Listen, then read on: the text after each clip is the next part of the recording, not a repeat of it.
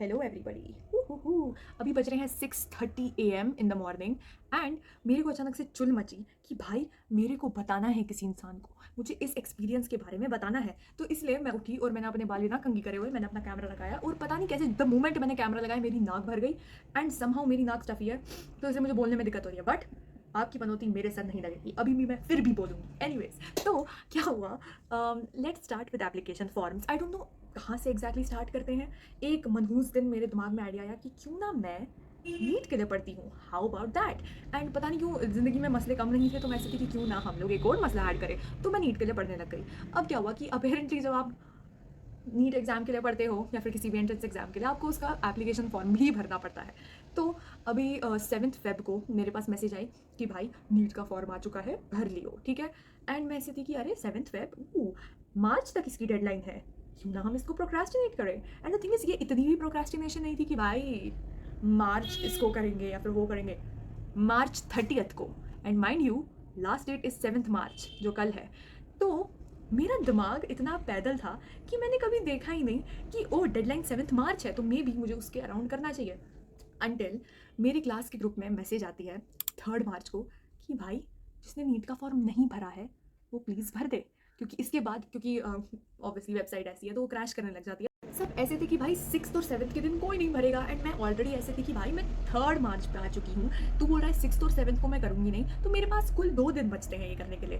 But मेरा दिमाग अभी भी डिल्यूजनल था। मैं ऐसे थी कि भाई 12वीं का तो फॉर्म मैंने ऐसे भर दिया था, 10th का तो ऐसे भर दिया था, ये भी भर ही देंगे भाई, क्या होगा ज़्यादा से ज़्यादा। तो मैं एकदम मस्त चिल मोड में थी। मैं ऐसे थी कि कोई नहीं, कर लेंगे कर लेंगे कर लेंगे। तो if you don't know, application form के 3 स्टेप्स होते हैं। First step is registration, second नाम का स्टेप, फ़ी जो आपको थर्ड में करनी पड़ती है, बट एनीवे सेकंड हो वो सेकंड है, फ़ी सेकंड फ़ी होती है, एंड थर्ड फाइनल जो होती है विच इज़ एप्लीकेशन फॉर्म। तो मैंने स्टार्ट किया, मैं ऐसी थी कि भाई अभी बैठते हैं अभी बैठते हैं। The moment message I and मैंने स्टार्ट किया, मैंने एनटीए की वेबसाइट खोली, मैंने गलत वाली खोली। फिर मैं ऐसी थी कि नहीं नहीं नहीं नहीं भाई एक बार ना गूगल पे सर्च करते हैं। तो मैंने एक ट्यूटोरियल देखा, एंड समहाउ फिर भी मैंने गलती कर दी। मैं रजिस्ट्रेशन पे गई मैं रजिस्ट्रेशन पे गई एंड फर्स्ट कॉलम क्या होता है, नाम।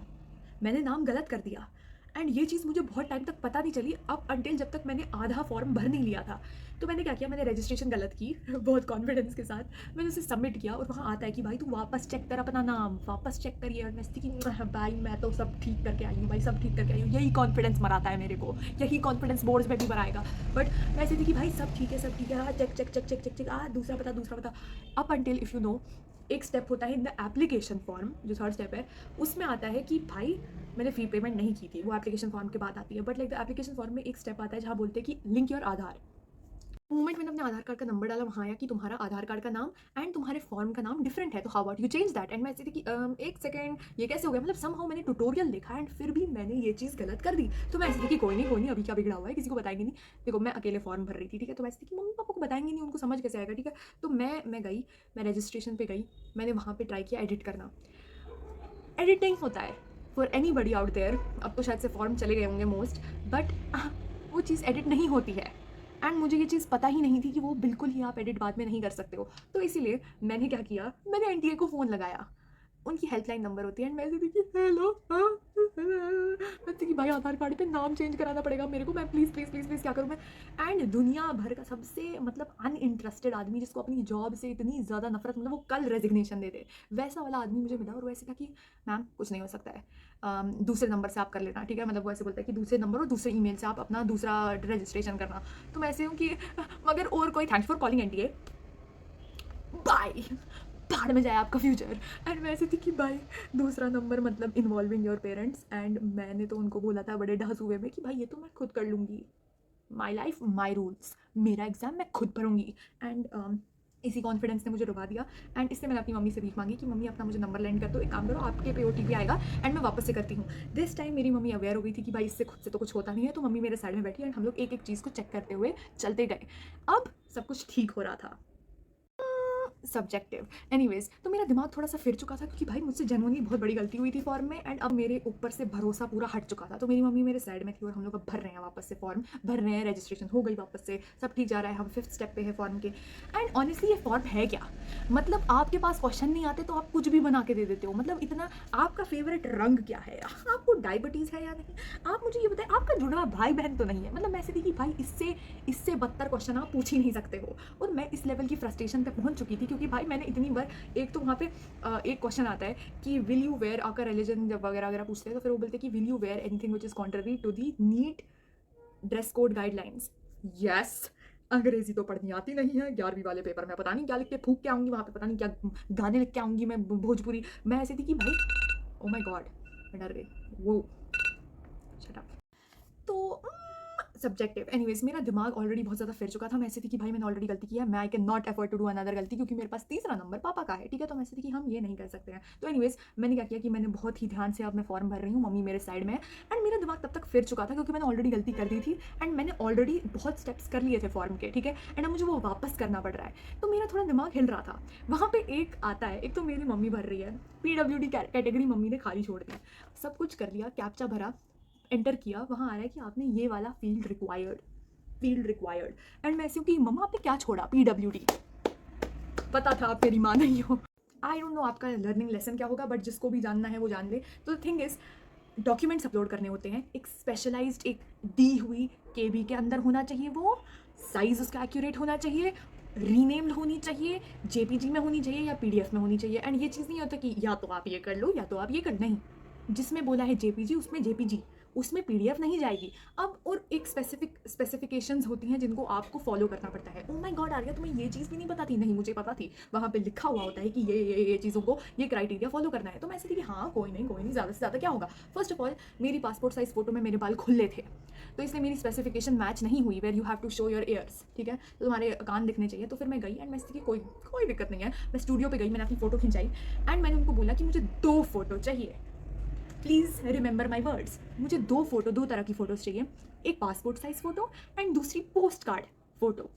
उन्होंने बोला अच्छा आप नीट के लिए भर रहे हो, और मेरी भी ज़िंदगी में वो बकवास दिन आ ही चुका है। तो मैं ऐसे थी कि हाँ फॉर नीट। सुना हाँ हम तो यहाँ कराते रहते हैं, फॉर्म्स ही तो भरवाते हैं, हमारा तो यही काम है, मेनली इसी चीज़ के लिए करते हैं। मैं ऐसे कि थैंक यू सो मच, आप कर लेना, ये स्पेसिफिकेशन है कि 4/6 होनी चाहिए, 1/1 होनी चाहिए, ये होनी चाहिए। मैं बोल रही हूँ, एंड उन्होंने बोला कि भाई हमें ना 1 दिन लगेगा।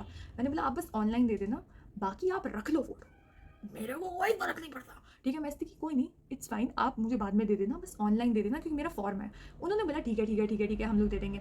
अब क्या हुआ, तो बेसिकली शाम तक मेरे पास फोटो नहीं आती है, मैं उनको कॉल करती हूँ और मैं ऐसे होती हूँ कि भाई फोटो अभी तक नहीं आई। तो ऐसे कि ओ सॉरी वो मुझे गलत इंसान का फोटो देते हैं। वैसे होती कि ओ आई एम वेरी ग्रेटफुल कि आपने ये फोटो भेजी मेरे को, बट मैं ये नहीं हूँ। तो ऐसे होती कि ओ आई एम सो सॉरी, आज बहुत सारे लोग आए थे, हम लोग आपको बताया था ना हम नीट फॉर्म का ही काम करते हैं, ब्ला ब्ला ब्ला ब्ला ब्ला। तो उन्होंने मुझे अपनी भेजी, एंड मैं ऐसे कि ओ थैंक यू सो मच। इस टॉपिक को हम बाद में कवर करेंगे कि एक्चुअली हुआ क्या। उसके साथ साथ और भी डॉक्यूमेंट्स होते हैं, जैसे एड्रेस प्रूफ देना होता है, मार्कशीट देनी होती है, सर्टिफिकेट देनी होती है, एंड ब्ला ब्ला ब्ला ऐसे करके सिग्नेचर होता है, एंड थंब प्रिंट्स होता है, ठीक है। तो द थिंग इज, ये सारी चीज़ें आपको करनी होती है। मेरे पास थंब प्रिंट्स के लिए स्टैम्प पैड नहीं थी, मैंने बाहर गई, मैं स्टैम्प पैड लाया, मैंने ये पच की इंसर्ट प्लीज क्लिप, मुझे बहुत मज़ा आया, मुझे ऐसा लगा कि हम फिंगर पेंटिंग कर रहे हैं, मगर फिर मैंने सिग्नेचर किया। अब इसका एक प्रोसेस होता है, आई लव JPG के पास आप जाते हो, आई लव PDF के पास जाते हो, वहाँ आप कंप्रेस करते हो, एंड उसके बाद आप उनका साइज़ को मेजर करते हो कि कितना है, एंड द थिंग इज़ बाकी सब चीज़ें हो गई except for one bloody thing which is this post card thing. मैं ऐसी हूँ कि भाई मैंने तो उस आदमी से कराया, उसने तो बोला कि उसने पूरे दुनिया भर के सारे 24 लाख नीट एस्पिरेंट का इसी बंदे ने किया है, मेरा क्यों नहीं हो रहा। पोस्ट कार्ड में आ रहा है नॉट मैचिंग दिस स्पेसिफिकेशन। मैं गई, मैसेज थी भाई इसका साइज़ क्या है, साइज़ ठीक है, ओ माय गॉड इसकी KB कितनी है, KB ठीक है।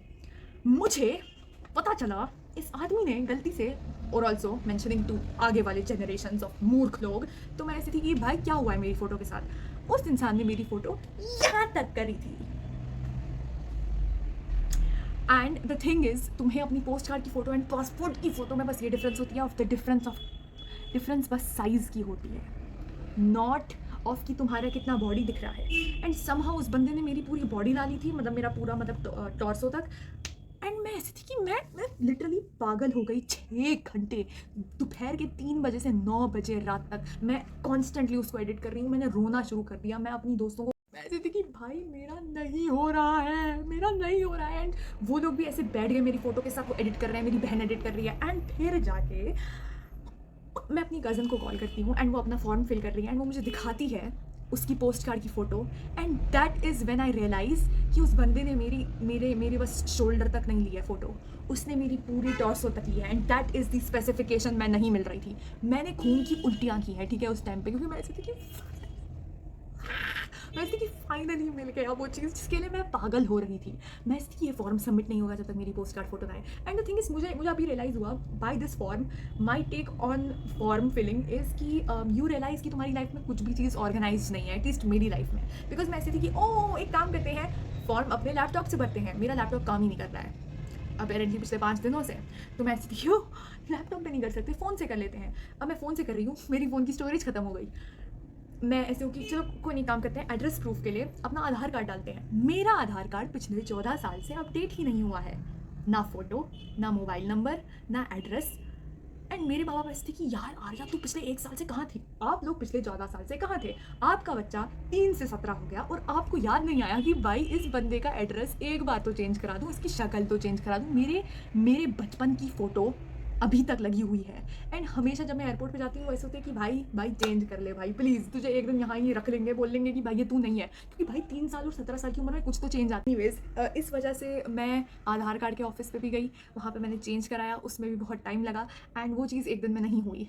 मैंने अपना एड्रेस प्रूफ में अपना पासपोर्ट दिया है, not my Aadhaar card, because मेरा आधार कार्ड अभी भी बाई दिस टाइम जो जब मैं बोल रही हूँ अभी भी वो अपडेट ही हो रहा है। हाउ बट बाई 4 मार्च मेरा फॉर्म सबमिट हो गया। लिटरली रात के ऑलमोस्ट 11 बज रहे थे उस टाइम पे हुआ। एंड मैंने फ़ी पे की एंड फिर मेरे पेरेंट्स ने चेक किया सारा फॉर्म एंड देन जाके वो गया। Finally the form is submitted, but at what cost. मैं टकला चुकी हूँ एंड मेरे आधे से ज़्यादा बाल झड़ गए हैं, मेरी झुर्रियाँ आ चुकी हैं, क्योंकि मैं पागल हो चुकी हूँ। मैं पिछले 2-3 दिनों से बस अपने लैपटॉप के साथ लैपटॉप ख़राब हो चुका है, अपने फ़ोन के सामने ऐसे रही हूँ कि भाई ये वाला डॉक्यूमेंट, ये वाला। सो प्लीज़ मैं बस एक चीज़ बोलना चाहती हूँ, मैं विनती करना चाहती हूँ भाई, प्लीज़ अपने आधार कार्ड को 12वीं के पहले दिन अपडेट कर देना। अपनी अगर आधार का फ़ोटो अपडेट है, मोबाइल अपडेट है, एड्रेस के लिए अपडेट है, अगर एड्रेस प्रूफ के लिए तुम कुछ और भी डालते हो तो मेक श्योर वो सब कुछ अपडेटेड है। प्लीज़ मेक श्योर कि तुम पहले ही सब चीज़ की PDF और सब चीज़ की JPG बना दो, ताकि लास्ट मोमेंट पे तुम पागल ना हो। एंड होपफुली आप मेरे जैसे बेवकूफ़ नहीं होगे कि लास्ट के दिनों पे रख लो वो चीज़। होपफुली आपने पहले ही कर ली हो। All the best to everybody जिन्होंने फॉर्म भरे हैं। भी भर ले भाई।